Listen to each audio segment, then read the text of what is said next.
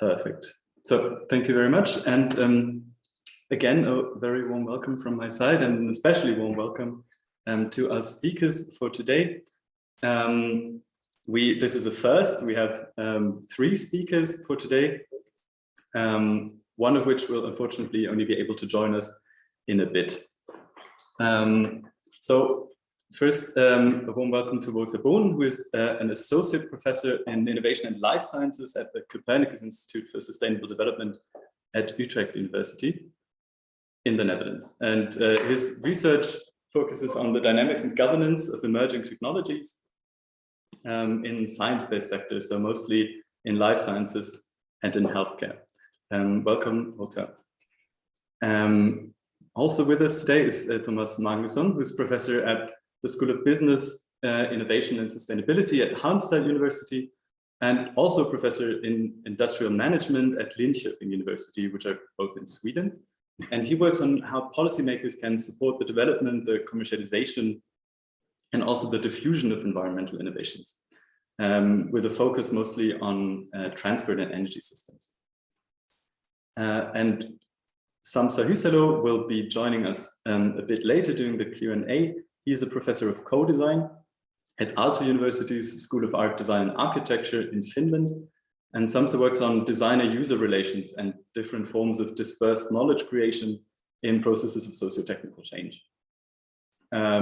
His sectors of interest are mostly renewable energy, health technology, organizational software, and a few others. So please, everyone, join us in giving our speakers a warm round of applause. And the floor is yours.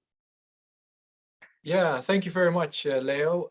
I hope you can hear me all right, and that you can see also the slides.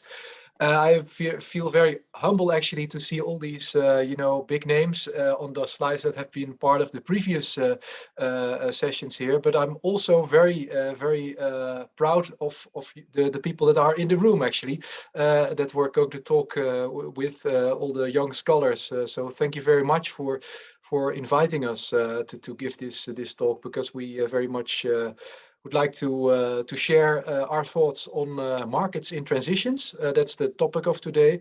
I do this, as Leo introduced already, together with Thomas Magnusson and Sampsa Hyysalo. Sampsa again is available from 2 o'clock onwards. And what we're going to do is that we're going to share a bit about how markets are perceived in transition studies as of until now, and also present results from a special issue that we actually edited and is recently out at the journal of EIST, and I will of course show some results of that. We're going to show some results of this special issue as well.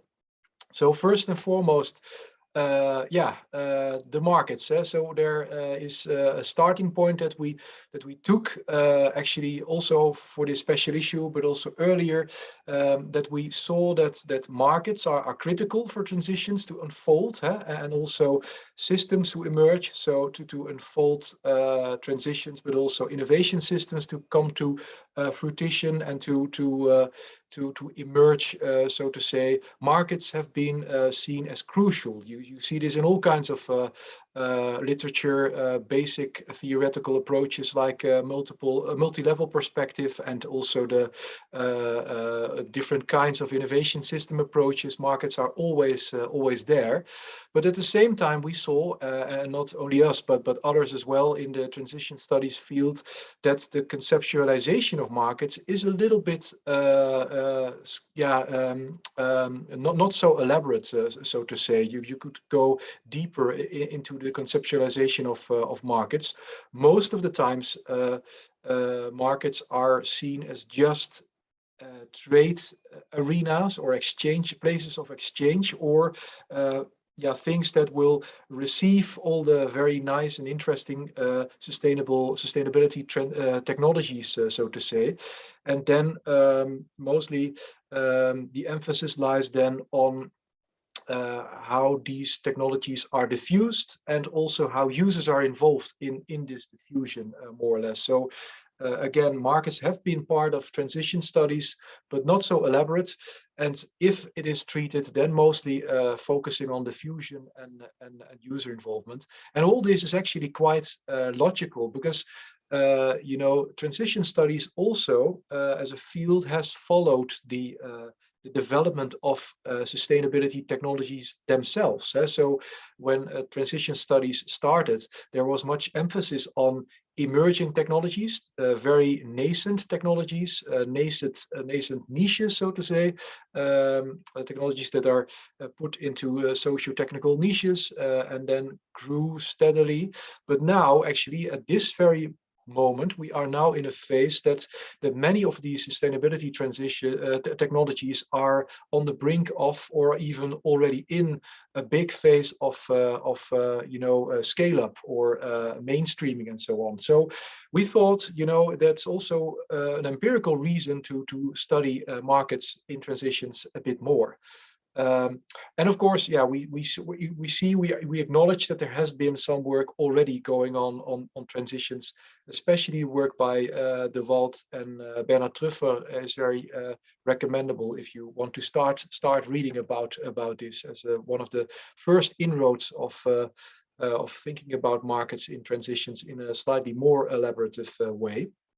But we thought more could be done, and so Thomas, Sampsa, and me thought, why not try to come up with a special issue for EIST, and then, of course, invite the community to also think along with us. So we first, as a first step, organized a dialogue session at the 2020 EIST conference.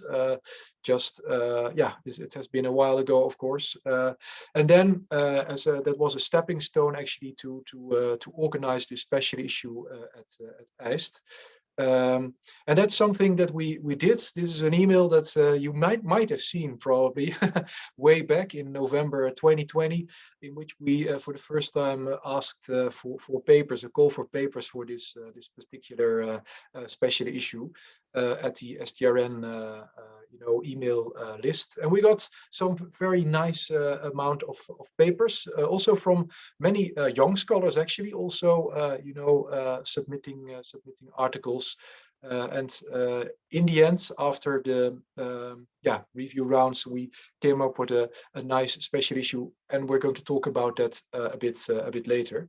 The goal of the special issue was to stimulate broader research and theorizing of markets in sustainability transition studies, just to put it very clearly in one slide, so to say.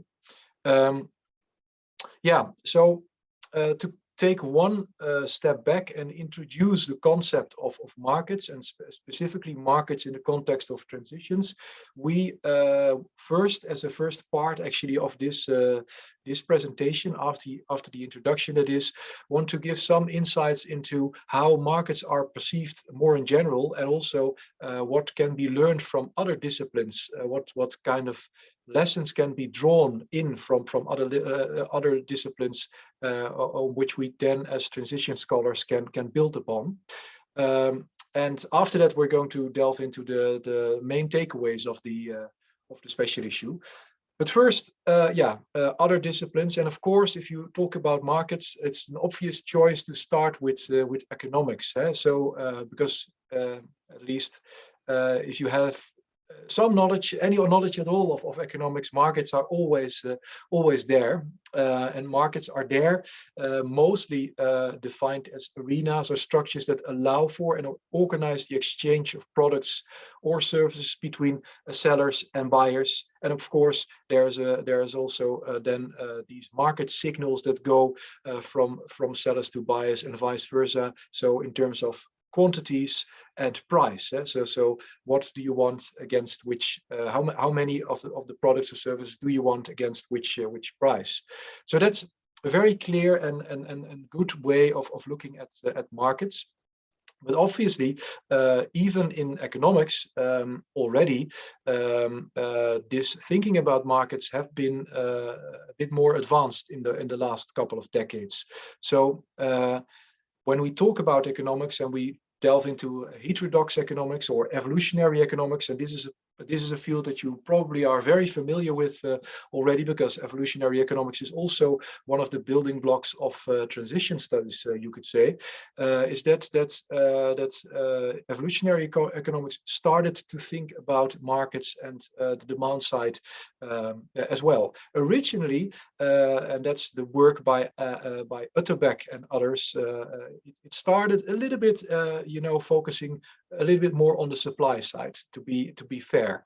So it is about technological options, a variety of technological options, and how this variety is then, through pressures of the selection environment, selected, and then of course one technological option will win, so to say, and this particular dominant design will then be sold first through one supplier, a more kind of a monopolistic situation, through two homogenized customer segments, very clearly defined, but still a little bit less conceptualized, so to say, these customer segments.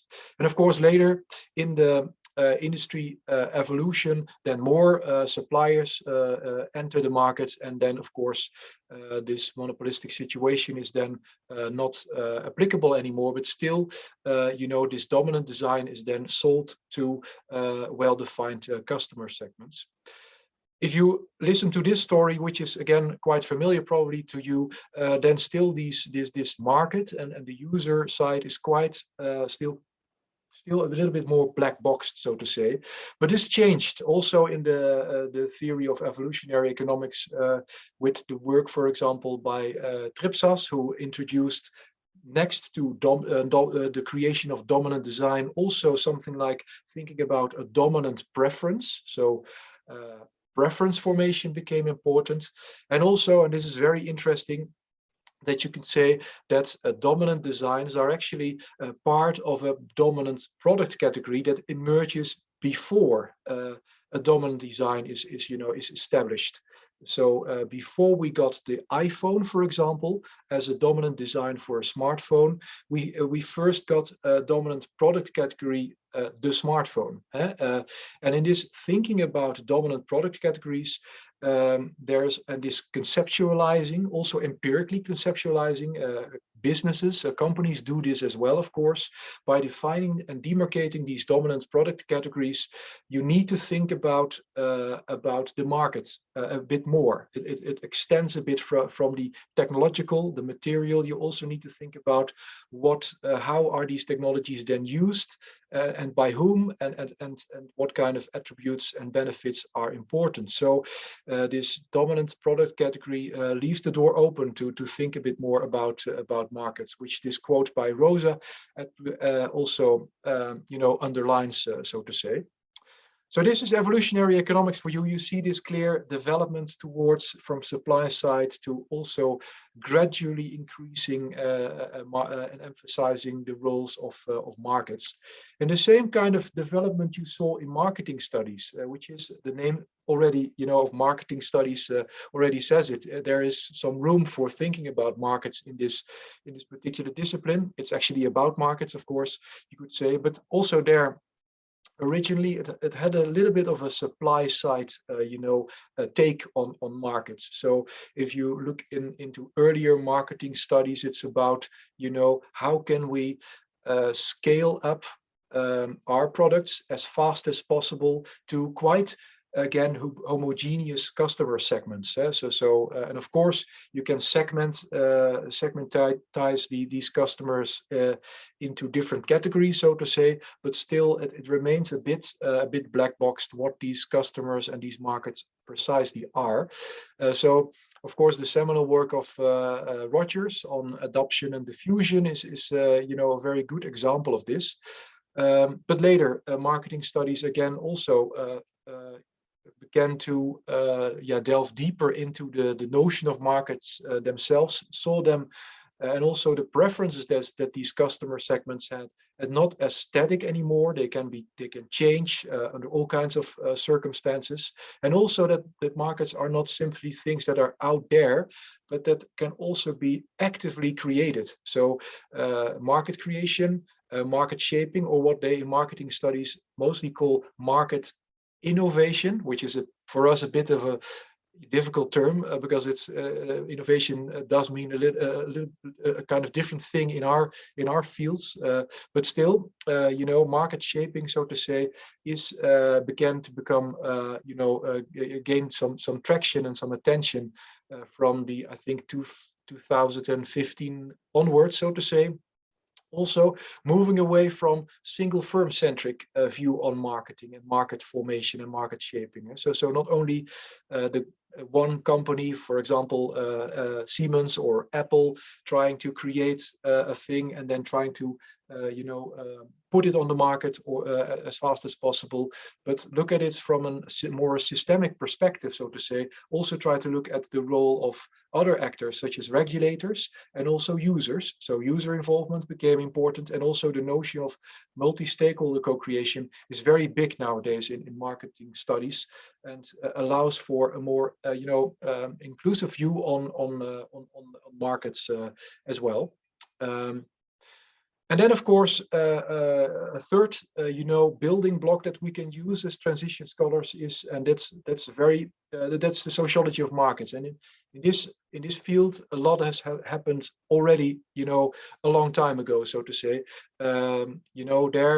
Markets, of course, are more seen as social constructs, social arenas where firms and suppliers and customers and workers and governments interact. So there is this notion of an arena that can be seen as socially constructed, so to say. Also a notion that has a material component, so products and all kinds of infrastructure elements that Geiger and Cross then call market devices, play a particular big role in the construction of these markets. But also it has a huge discursive element. Or you can also call it a cognitive element, in the sense that these markets are created, and there is a boundary created around this market, which also can be seen as a framing of these. These boundaries are also framed, or there is a particular narrative spun around this market. So that also shows what's in the market and what's out the market, what's outside the market and what's inside the market, what does belong to this market and what does not belong to the market, and who is included in this market and who is excluded, so to say, all to give moral support and cognitive legitimacy to these markets, which is very very important.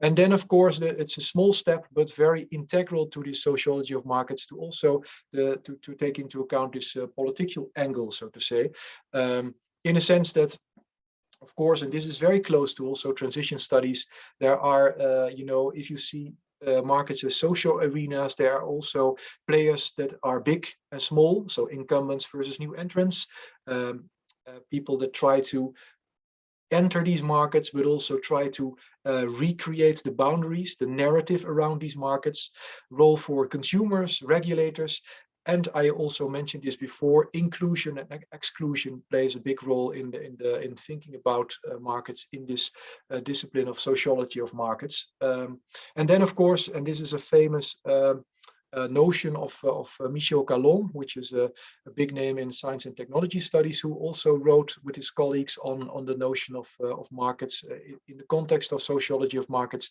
that you can have also clear distinction between what's inside the market and also what's not inside, so what's excluded, in terms of also thinking about all kinds of negative effects of the market not being included in what's been decided on these markets. So, for example, you can very much, and also these examples are part of Calon's work, you can very much focus also on the environmental examples, in the sense that if we now talk about the market for energy or the market for cars, for example, all kinds of pollution and all kinds of other negative externalities, so to say, are not included in this market. So these are what Calon calls more or less the overflows of the market. whereas everything else is included in this notion of the car market or the energy market or the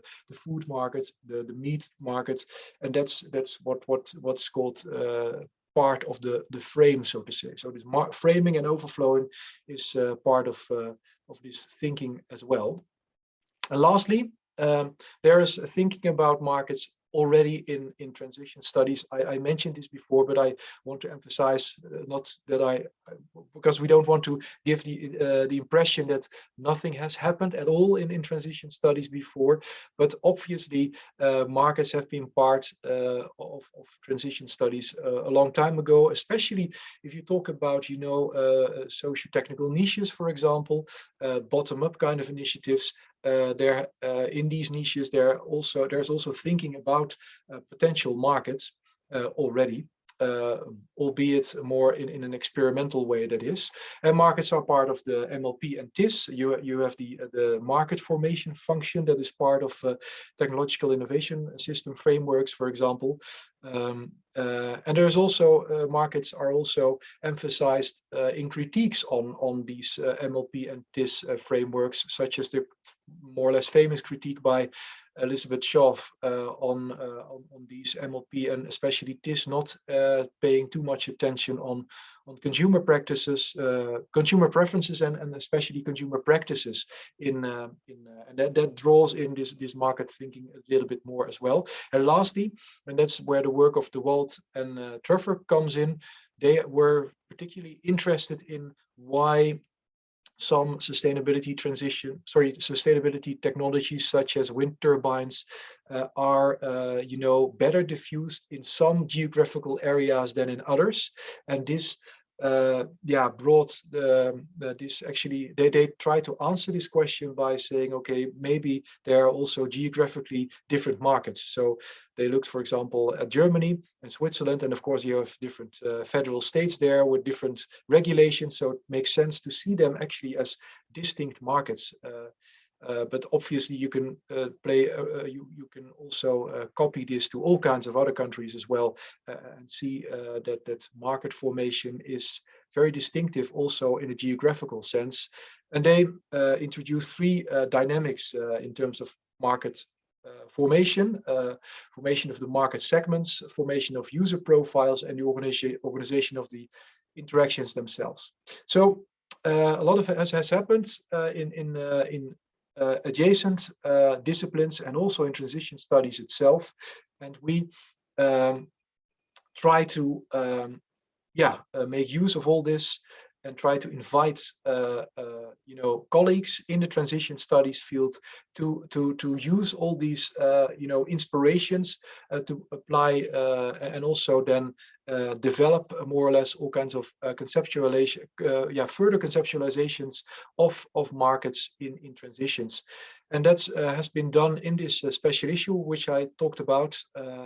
We have 13 papers now, that are part of this special issue with all kinds of approaches. So it includes both historical and contemporary cases. It has qualitative and also quantitative data. It has been based on qualitative and quantitative data. Some papers are more qualitative, others are definitely quantitative. It also includes different levels and different scales, from local to global, different countries, settings, and sectors, mostly European markets, but also a few papers on the global south, which is very good and interesting. And of course, in terms of sectors, there are quite some papers on the energy sector and transport, obviously, but also some on agriculture, food, finance, and healthcare. So it's all in there, so to say. This is actually the special issue. We also wrote an introduction to it that has been published today, actually, so it's really very timely, so to say, this NEST presentation as well. So you can click if you are interested on this URL, but we also have the websites on the very last slides, the websites to the introduction, but also the websites to the special issue itself. I'm mostly focusing now on, or drawing your attention to, the introduction, because in this introduction we introduce some takeaways that we got from all the 13 papers. And that's actually the second part of today's talk, that we want to show these 7 main takeaways to you, or present them to you. And of course, we can have a discussion afterwards. So with this, I want to give the floor to Thomas, if possible. Thank you very much, Wouter, and of course it's possible. Well, essentially with these takeaways, we try to formulate it as a future research agenda as well on markets and transitions, because of course these contributions and this special issue might be seen more like a starting point for future research on this topic. But the first, then, markets as spaces, sustainability technologies, and the scale-up phase. Markets are important, maybe even too important. We see from the contributions there that markets are more than trade arenas, spaces determined by social interactions, shaped by narratives that demarcate what is part of markets and how they should be perceived. Well, going back to our experiences from editing the special issue and the review process, often we have seen reviewers and ourselves to some extent challenging the contributors to define what do you mean by markets in your analysis there, and many of these contributions ended up in this kind of conceptualization there, markets as spaces. So some notes on that, Wouter. Yeah. So indeed, we decided to do this part with the 2 of us. So I'm also glad to add, of course, to Thomas. So indeed, there is this what we introduced, this notion that the scale-up phase is now, very much happening for sustainability technologies, and that some authors even overemphasize the role of markets. So they say, okay, it should definitely, markets and especially corporations or businesses play a huge role in the transitions of these, or the transitions in which these sustainability technologies are part of. At the same time, we also saw that it's good to give this markets so much emphasis nowadays, but at the same time, we also need to acknowledge that we don't know that much about markets in transitions. So that was already interesting for us to note, and also that we should definitely not only that delves back to what we said earlier as well, not see markets only as trade arena, so not only as economic area, so to say, but also try to include these social interactions and others that we take more or less from the sociology of markets or marketing studies and so on. So that's what I wanted to add as well. We can also go to the second point, probably, Thomas, if you like. Yeah. Yeah. Please. So, second point: business is important in shaping and maintaining markets. View on supply side structures of markets should be more granular. Supply is embedded in networks of other market actors with competitive configurations and associated power relations. Contributions on specifically on incumbents and how they shape markets by demonstrated value and creating narratives, co-creating narratives with other actors and stakeholders, and by this justify also their own strategic choices internally in the organizations, and how vested company dominate choices on how to determine the design of electricity markets there, the Lindbergh contribution there. Of course, this, as you see, this is very much inspired by this sociology of markets, but also to some extent on the marketing literature side, and this recent turn to the idea of how actors engage to create, shape markets, co-create with other actors, and to broadening the concept of markets, and hence hopefully the understanding on how markets evolve and develop in transitions.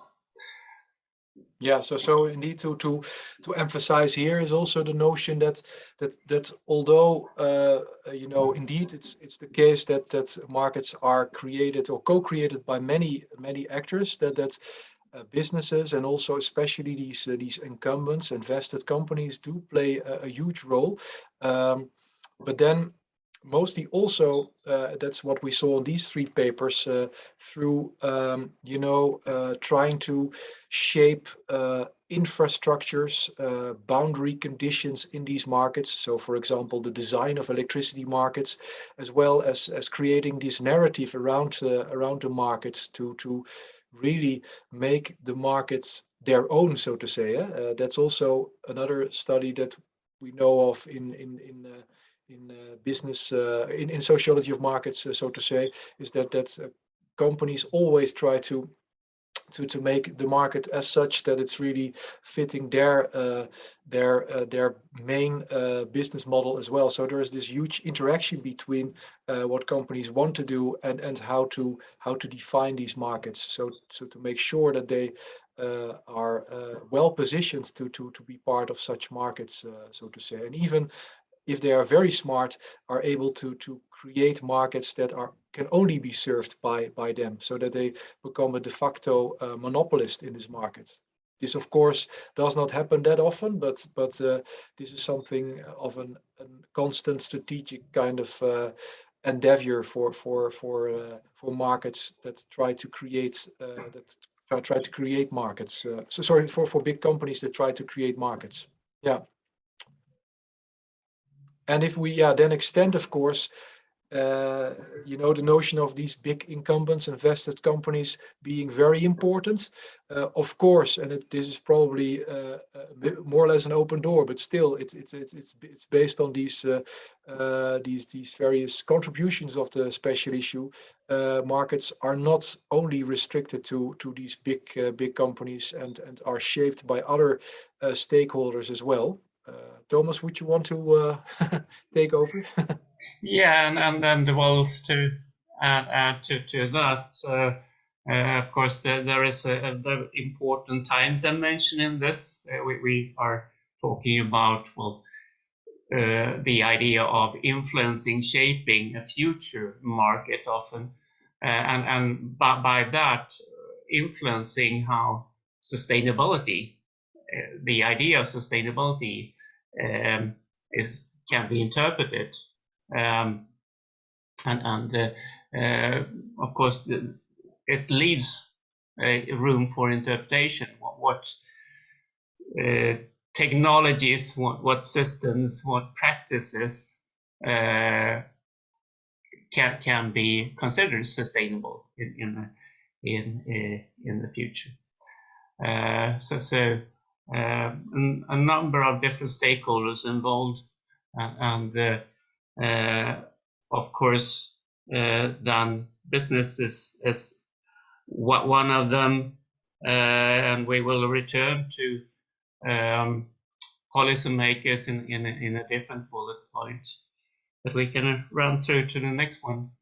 Yeah, so only to add that this conflicts and contestation also, you know, obviously is then also part of this multi-actor process, especially if we talk about, you know, indeed public and private interests trying to, you know, compete in these markets, also to how to regulate things that are going on this market. So the paper by Sareen, for example, shows that there is, you know, companies trying to create a market for e-mobility, and being so fast with that, and very trying to be able to, or being able to create a clear-cut and very well demarcated market.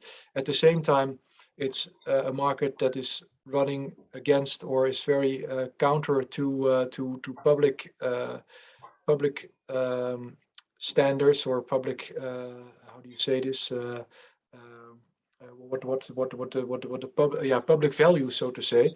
And then of course other actors need to intervene and then try to recreate or reshape these markets. And that's what happened in this particular paper. Just as one example, so to say. Then the fourth point. Thomas, you want to? Yeah, so market shape and evolve throughout transitions. We clearly see this as the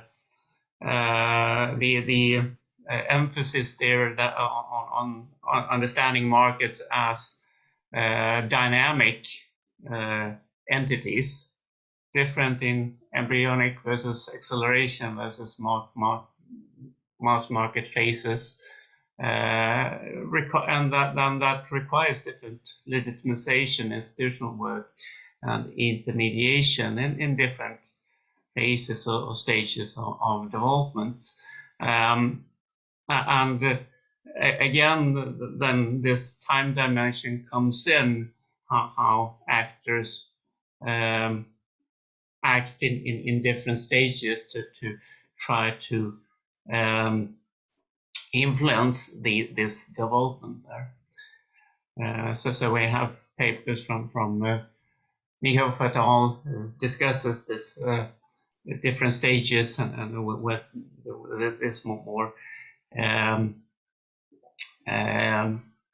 longitudinal perspective there.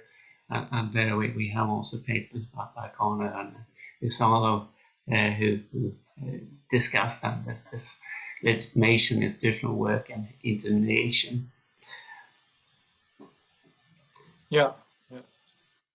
So that requires different kinds of these processes, institutional processes like institutional work activities, legitimization, intermediation in different phases, which is making the longitudinal perspective on markets and market shaping a bit more granular, so to say. Yeah? So not only saying that it's a one size fits all kind of activity going on in all phases, but it's really different things. And actually this is also ties into the fact that we are only now able to empirically see what's happening in the acceleration and mass market phases. So again, that's also empirically for transition scholars an exciting time, so to say. At the same time, people ask us from us as transition scholars already some answers about how to shape markets in these acceleration and mass market phases. So we need to be quick with our answers as well. The fifth point probably is this one. Thomas, can you? Yeah, so proliferation of markets, how niche markets turn into mass markets, and how this, but is this always the case, and is it desired then, and how do markets coexist, different markets, as ecologies of different markets, and then the need to investigate the exact barriers to speed up market formation and or market transitioning from one stage to the next. Continuing this idea of inspired by evolutionary theories with different stages of markets and how the transitions from between different stages may play out, but also showing that it's not a blueprint. We don't have a blueprint. There are different possibilities how markets may evolve, and of course to a large extent depending on how different actors play in here and what they do, and also what kind of barriers we can see and how they can be acted upon. Yeah, so exactly. So if we take this dynamic perspective on markets and the evolution of markets from niche to acceleration to mass. Does it always happen that way? And are there maybe situations possible in which a variety of niche markets will coexist indefinitely without one mass market to emerge? And also the notion of adjacent markets, so markets that are doing the same things but are not necessarily for the same communities, for example. Do they form some sort of an ecology? For my own paper, for example, not to emphasize my paper that much, but just as an example, we looked also as one of the cases to the commercial genetic testing.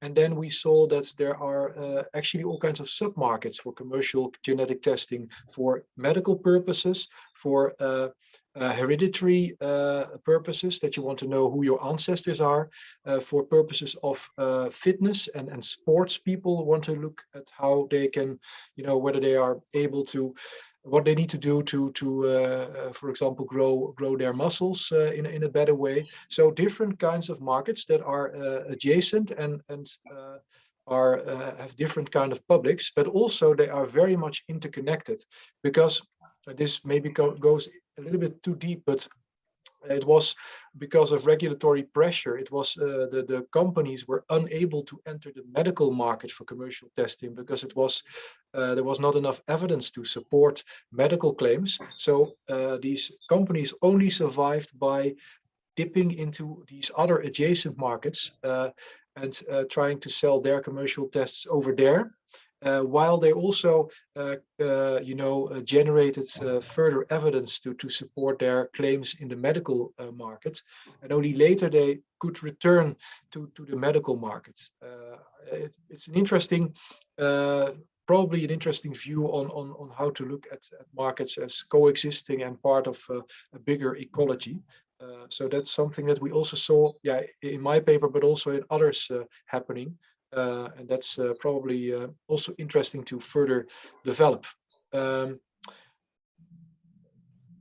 So policy, then, I hinted that before, and of course this has a significant influence, and we see that in several papers, several contributions there, highlighting how policy and governance structures influence how markets evolve, and how they are created and shaped. Protection and control exposure to regime pressures, available resources and market actors' ability to integrate resources, and how this limits the success of a co-creation of markets. We have the notions of governments, how they deal with uncertainties of which actors to involve, interdependencies with other actors on the unique identity of a market. Regulatory uncertainty, and then how this inflicts on the speed of diffusion, and identity misalignments, bottlenecks, failures in market formation processes, with significant implications for policy and how policy can help support and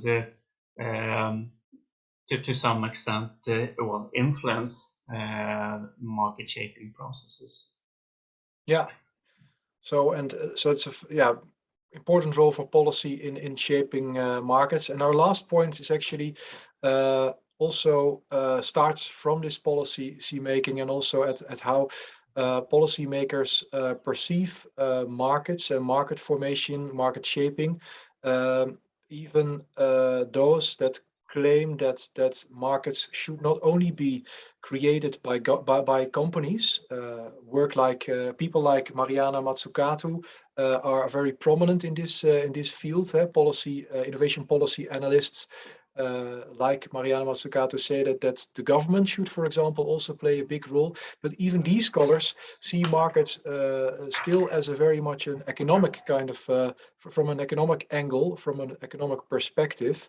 Whereas there are some papers in our special issue that say, well, markets are only one type of, or one way of organizing exchange. There are other ways of organizing exchange, such as sharing, sharing or bartering or renting, etc., etc. So they say, why not also when we look at markets or ways of exchange in the context of transitions, why also not have a greater focus on local and non-affiliated entrepreneurs, non-for-profit organizations, and also the public sector, of course, based on, exchange based on principles like reciprocity, redistribution, and subsistence, and also look at what Groenewoud and Romein say, the non corporate-led market developments. So because their point is that these corporate-led market developments route creates biases and limitations. They look at the solar panel markets in Africa, and they call for a broadening of possible routes for diffusion by integrating what they call non-market-based options or routes to create this organized exchange, so to say. It's a little bit of a seminal game, so to say, or a semantic game, I would say, whether you then still call these organizations of exchange markets, but still, I hope you catch my drift, so to say, in the sense that, markets or market-like ways of organizing exchange, should also include these kinds of diffusion routes, so to say. You want to add to this point, Thomas, or? Yes, adding this, I mean, I was very happy to see these papers getting into the special issue, actually, because it is useful to have this critical perspective, and it reminded me very much on a question that we got on the dialogue session 2 years ago on the EIST conference. It's quite simple question. Well, is it only about markets? Is that the only way of organizing a change, allocating resources, etc.? And then, of course, there are different forms, and we need to be clear about that, and also have this critical perspective when we discuss markets, market development, market formation, market shaping, etc. in transition studies. Yeah, good addition. And that's actually these are the 7 main takeaways that we had from our special issue. Just to summarize a bit, that the papers highlighted the nuanced way of markets and market formation in the context of transitions, with a lot of actors actually involved in this market shaping, and also different dimensions. So not only the material dimension, but also this, wider socio-technical, but also cognitive and social political kind of artifacts being at play when, demarcating and shaping these markets. So it's not only a material exercise or a dimension, but also this cognitive, or what you can call discursive and political dimensions that you should or could be taken into account, so to say. These are the highlights that we then also try to present, that markets and market shaping are considered as critical to transitions to unfold, but it's that the conceptualization of these markets can be further developed, and that we in this special issue have some very nice contributions in terms of different theories, methods, and contexts that try to elaborate on this conceptualization of markets and transitions, and also that we try to come up with also building on these 7 takeaways that we presented, with some more or less a research agenda for future studies on markets in transition studies, emphasizing the process perspective, because that's maybe something that you already saw in many of these takeaway points, this dynamic and longitudinal evolutionary, if you would say, a kind of approach to or perspective on markets. Well, that's actually, we can also delve into each paper individually, but we don't have the time, and it's a little bit too elaborate probably. This table is also part of the introduction to the special issue, which you can find through this link, and also the special issue can be found through this link. I gather that the slides will be shared with you, so you can also look at it on your own time, so to say. And that's where we want to end this presentation. I will stop sharing and look at you all. So thank you very much for having us the opportunity to present. And I give the floor to Leo.